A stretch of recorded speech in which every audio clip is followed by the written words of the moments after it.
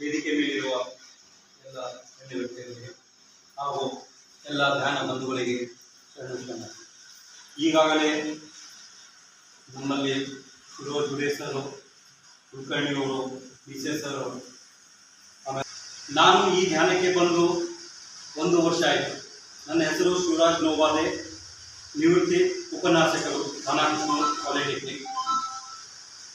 ಈ ಧ್ಯಾನದಲ್ಲಿ ಇದಕ್ಕಿಂತ ಮೊದಲೇ ನಾನು ಗುರುದತ್ ಗುರುಜಿಯವ್ರದ್ದು ಧ್ಯಾನದಲ್ಲೂ ಭಾಗವಹಿಸಿದ್ದೇನೆ. ಅದನ್ನು ನನಗೆ ನಮ್ಮ ಸರನ್ನು ಆ ಧ್ಯಾನ ಶಿಬಿರದಲ್ಲಿ ನನಗೆ ಅಡ್ಮಿಷನನ್ನು ಕೊಡಿಸಿದರು.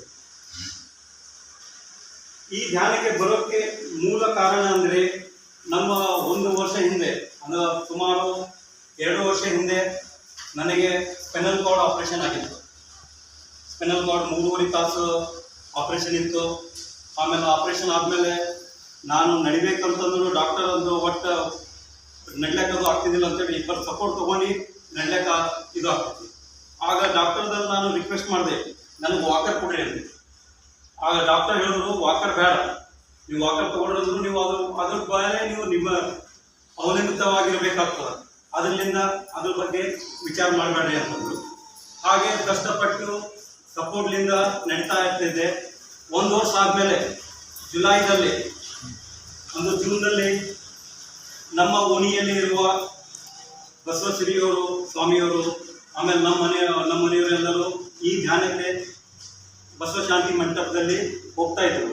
ಅವಾಗ ಅವರು ಅಲ್ಲಿ ಕೇಳಿದ್ರೆ ಅಂಕಲ್ವರಿಗೆ ಯಾಕೆ ಕರ್ಕೊಂಡು ಬರಬಾರ್ದು ಅಂತಂದರು.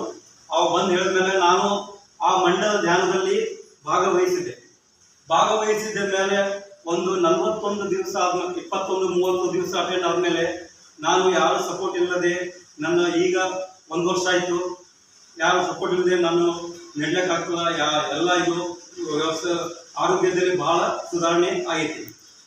ಹಾಗೆ ಒಂದು ರೀತಿ ಹೇಳ್ತೀನಿ, ನಮ್ಮ ಲೈಫ್ ಪಾರ್ಟ್ನರ್ ಯಾರು ಹೇಳ್ರಿ? ಲೈಫ್ ಪಾರ್ಟ್ನರ್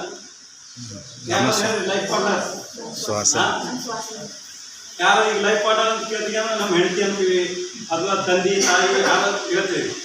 ಈ ಲೈಫ್ ಪಾರ್ಟ್ನರ್ ಅಂತಂದ್ರು ನಮ್ಮ ಬಾಡಿ. ಲೈಫ್ ಪಾರ್ಟ್ನರ್ ಅಂದ್ರೆ ನಮ್ಮ ಬಾಡಿನೇ.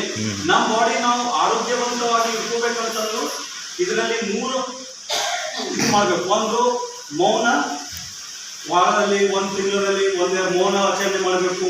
ಧ್ಯಾನನೂ ಮಾಡಬೇಕು. ಆಮೇಲೆ ಜ್ಞಾನ, ಇವೆಲ್ಲ ಮಾಡೋದ್ರಿಂದ ನಮ್ಮಲ್ಲೆಲ್ಲ ಆರೋಗ್ಯದಲ್ಲಿ ಬಹಳ ಸುಧಾರಣೆ ಆಗುತ್ತದೆ. ಅದೇ ರೀತಿಯಾಗಿ ಒಂದು ಉದಾಹರಣೆಯನ್ನು ಹೇಳಿ ನಾನು ಎಕ್ಸಾಂಪಲ್ ಹೇಳಿ ಇದು ಮಾಡ್ತೀನಿ. ಒಂದು ಊರಲ್ಲಿ ಒಬ್ಬರು ರಾಜರಿದ್ದರು. ಆ ರಾಜನ ಅಲ್ಲಿ ಇಟ್ಕೊಂಡು ಒಟ್ಟು ಯಾರೇ ಏನೇ ತಪ್ಪು ಮಾಡಿದ್ರು ಅಲ್ಲೊಂದು 20 ಕ್ರೂರ ನಾಯಿಗಳು ಇದ್ದು ಒಂದು ಜಾಲಿದಲ್ಲಿ ಬಿಲ್ಲಿದಲ್ಲಿ. ಆಗ ಯಾರೇ ತಪ್ಪು ಮಾಡಿದ್ರು ಅದಕ್ಕೆ ಏನು ಮಾಡ್ತಾರೆ, ಆ ಸಜೆ ಏನಾಗ್ತದೆ, ರಾಜ ಆ ಸಜೆ ಇದು ಮಾಡ್ತಾರೆ. ಅದು ಮಾಡೋದು ಹೀಗೆ ಆಗ್ತಾ ಇದ್ದಾಗೆಲ್ಲ ಎಲ್ಲರೂ ತಪ್ಪು ಮಾಡ್ತಾರಲ್ಲ.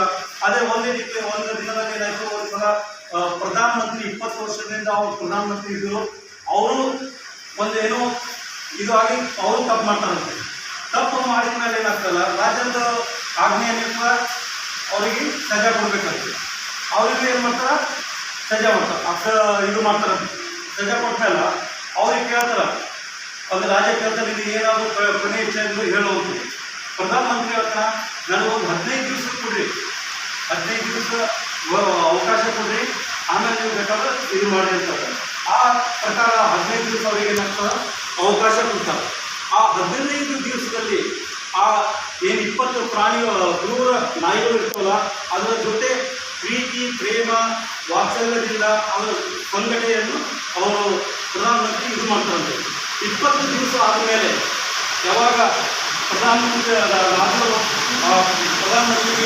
ಆ ಬಿಲ್ಲಿನಲ್ಲಿ ಬಿಟ್ಟಲ್ಲ, ಆ ಬಿಟ್ಟಿನಾಗ ಅಲ್ಲಿ ಹೋದಾಗ ಅವರು ಯಾವ 20 ಕ್ರೂರ ಪ್ರಾಣಿಗಳು ಅವರು ಏನೂ ಮಾಡೋವ್ರಿ, ಅವ್ರು ಕೂಡ ಇರೋಲ್ಲ. ಅಂದ್ರೆ ಇಲ್ಲಿ ಏನಾಗ್ತದೆ ಅಂದ್ರೆ ನಾವು ಪ್ರೀತಿ, ಪ್ರೇಮ ಇರೋದು ಎಲ್ಲ ನಮ್ಮಲ್ಲಿ ಶಾಂತಿ, ನೆಮ್ಮದಿ ಎಲ್ಲ ಬರ್ತಾ ಅಂತ ಹೇಳ್ತೀವಿ. ಎಲ್ಲ ನನಗೆ ಅವಕಾಶ ಮಾಡಿಕೊಟ್ಟಿದ್ದಕ್ಕಾಗಿ ತಮ್ಮೆಲ್ಲರಿಗೂ ಧನ್ಯವಾದಗಳು.